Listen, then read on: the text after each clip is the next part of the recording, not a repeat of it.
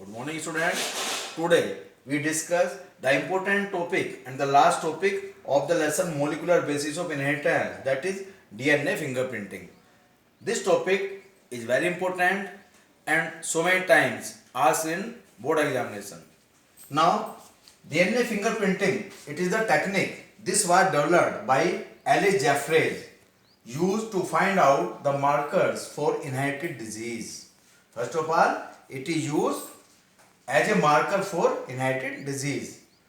It is based on the fact of short nucleotide repeats, which are known as VNTR, that is variable number tandem repeats. These VNTR varies in humans, or these are varies in number from person to person, and these are inherited. VNTRs of two persons may be same length and same sequence at certain sites, but it vary at the other sites also. Now we go through the process of DNA fingerprinting.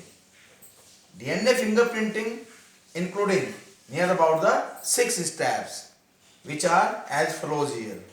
First of all, go through this diagram and try to understand by means of this diagram. As you know that DNA fingerprinting is used as to identify the criminals in forensic laboratories. So on the basis of that fact, suppose this is the DNA from the two persons which are collected from the site. Now the variable number repeats of these two kinds of DNA are as follows. This is the variable number repeats of the two individuals, that is DNA from the individual A and DNA from the individual B. The fingerprintings of this DNA like this, and this is the DNA from the criminal scene or criminal scene.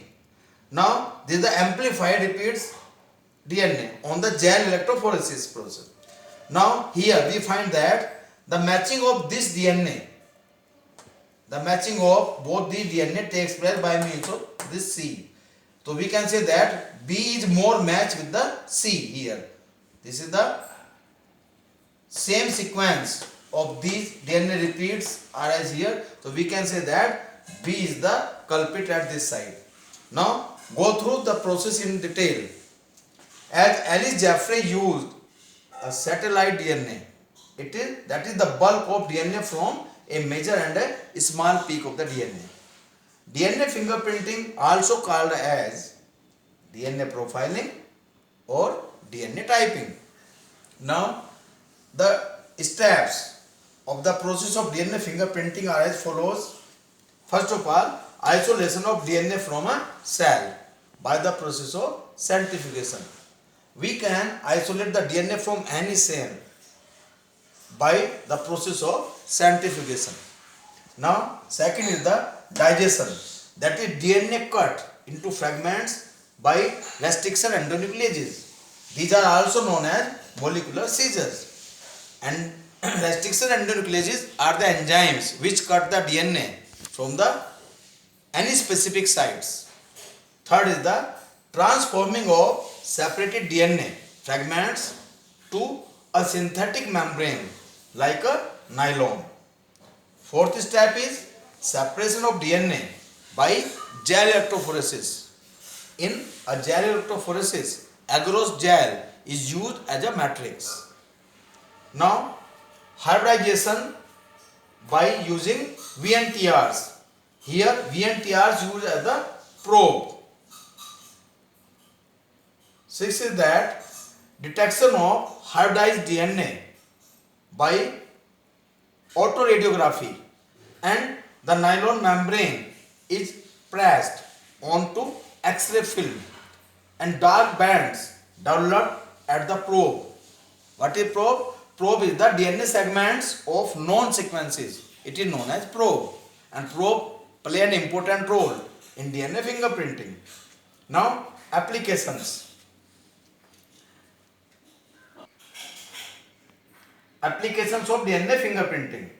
DNA fingerprinting used in determining the population and genetic diversities.